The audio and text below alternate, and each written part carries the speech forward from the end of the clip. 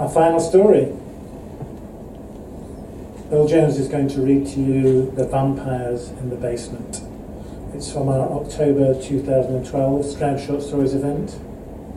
Bill Jones founded Stroud Short Stories in 2011 and was organiser, judge and MC until 2014. He's a writer and an artist, and has also performed as his alter ego Miserable Malcolm at the Cheltenham Poetry Festival and the Cheltenham Comedy Festival, and at Brighton Fringe and beyond. His illustrated book of puns, The Life and Times of Olgin and Swift, will be published next year by Head of Zeus. So to read The Vampires in the Basement, please welcome Bill Jones.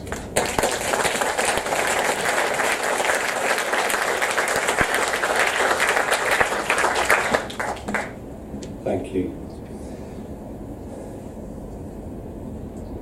The Vampires in the Basement. It was raining. We were having breakfast. "You've got a problem," said Evans. I should explain right now. Evans is a large talking ginger cat. Well, he talks sometimes, and a family pet. Dad, Martha and I looked at Evans. "There are vampires in the basement," he said. I thought it was looking to be one of those days.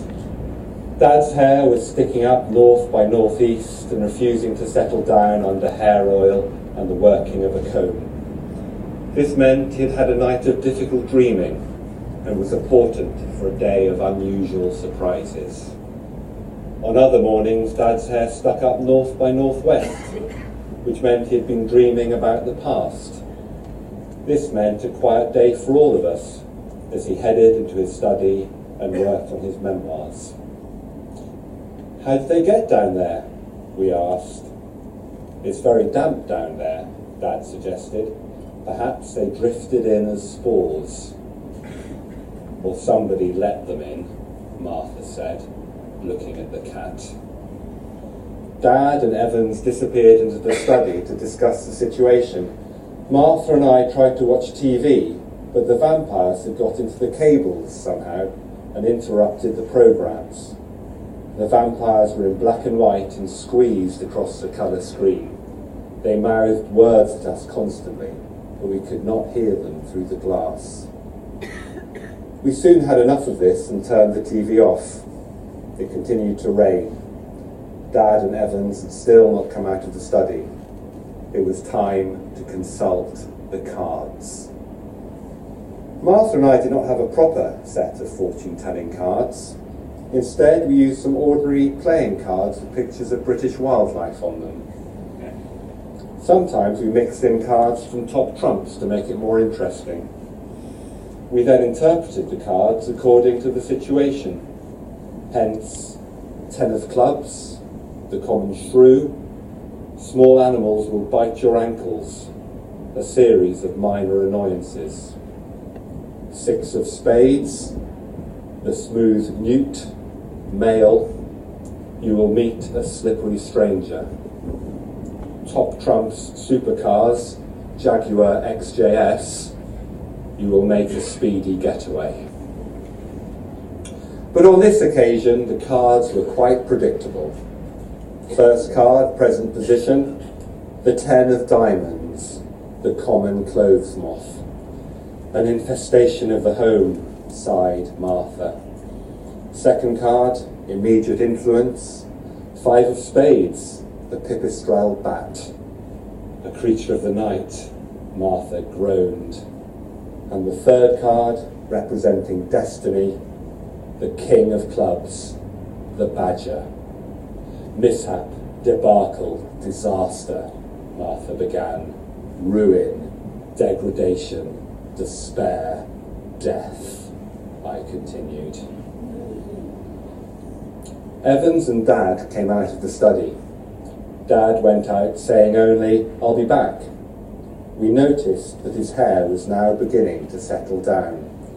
"At least it'll stop raining," said Martha. Meanwhile, Evans curled up on a favourite chair and said not a word. He pretended to sleep. He slept on his head the way cats do when it's raining. There were a lot of questions we wanted to ask him, but he had gone back to being a non-speaking, ordinary cat.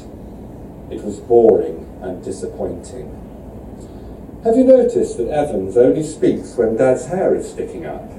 asked Martha. "Yes," I said. "I've noticed that too." "I mean, I'm not 100% sure," said Martha, "but I think it's something we ought to be looking into." It carried on raining. We felt bored. We turned on the TV again. There was less vampire activity on it now.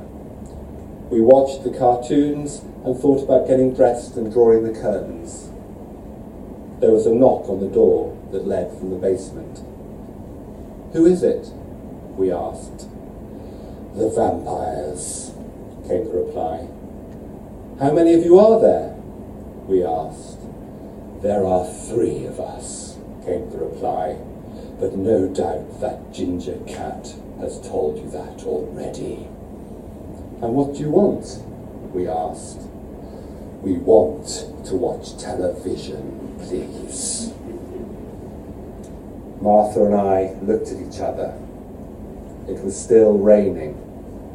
Evans twitched his ears. "Okay," we said, "but you'll promise not to drink our blood? You won't, will you?" "Promise," said the vampires. "No." The 3 vampires sat on the sofa. Their faces were grey and their clothes were black. They sat politely with their hands on their bony knees and watched Saturday morning kids' TV. Martha looked at me and I shrugged back. The vampires didn't seem to be interested in talking to us at all. They only talked to each other. It seemed they had ambitions to work in children's television.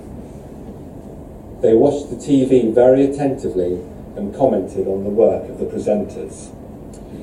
"How lively that young man is," one said in his deep, rich vampire voice, "and down with the kids.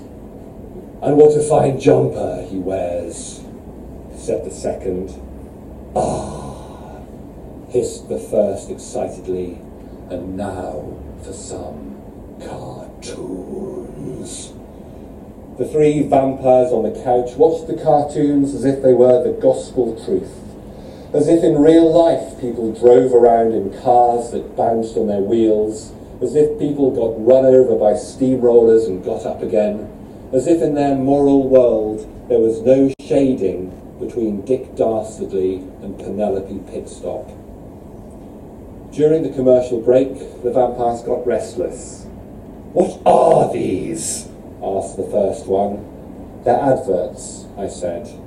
"They're designed to sell you things," Martha said. "They seem to go on forever," he said. "Are you virgins?" the third vampire finally spoke. "What lovely smooth necks you have. I feel hungry and aroused." And the 3 vampires stood up and seemed to grow taller in an ecstasy of desire. They breathed in and sighed and stood behind Martha and moaned with their eyes shut. At any minute it seemed they would break into a frenzy of activity, swirling around my sister like a swarm of bats. Fortunately, the commercials ended and another cartoon came on. The 3 vampires sat down and once again were glued to the TV set. "How smart these parkland bears are," the first vampire said, "and how sassy. With their quick-fire wit, they have an answer to everything," said the second. We heard the key in the front door, but it was not Dad coming back, it was Ingrid. Ingrid had started living with us as a student. Then she had seen an opening and elected herself as home help. And after that, pretty promptly, she had promoted herself to all-round bossy boots. We heard her shopping bags rustle as she walked up the hallway and went straight to the kitchen. We heard the gurgle of water into the kettle and the click of the kettle being turned on. Ingrid came into the sitting room and pulled the curtains open. The vampires screamed horribly. But by that time Ingrid was back in the kitchen. With the kettle rumbling up to the boil, she doubtless couldn't hear a thing. The three vampires grimaced and put their hands up to their faces and howled and sobbed. To make matters worse, it had stopped raining and a bit of sun was coming out. Ingrid came back in. "Where's your father?" she asked. "And why are you still in your pyjamas? And why are you watching TV? It's nearly 11 o'clock. And why did you have the curtains drawn?" And for the first time she looked at us, and then down at the sofa. "And what is that mess all over the cushions? It looks like ash," she exclaimed. We didn't have answers to any of her questions. We looked to Evans for some help, but he lay curled up on the chair again. The same Evans who had leapt and danced on his rear legs and laughed a very human laugh as the vampires had screamed and howled and turned to dust. "Don't know," we said. Ingrid was just about to say something else when we heard the key in the lock. Dad came back in. Under his arm he held a bundle of stakes from the garden centre. We noticed immediately that his hair had gone soft and floppy, perhaps the result of having been out in the rain. "What have you got those for?" asked Ingrid. Dad looked puzzled. Ingrid looked in the market bag he was holding. "We don't need any garlic, let alone a whole bag of the stuff." "For the garden," Dad said, a little hopelessly. He held up the stakes. Ingrid glared at each of us in turn. Dad stood stock still. He ran his hand through his hair and looked at the cat. He looked at the cat as if he held the key to something, but not something he could quite put his finger on.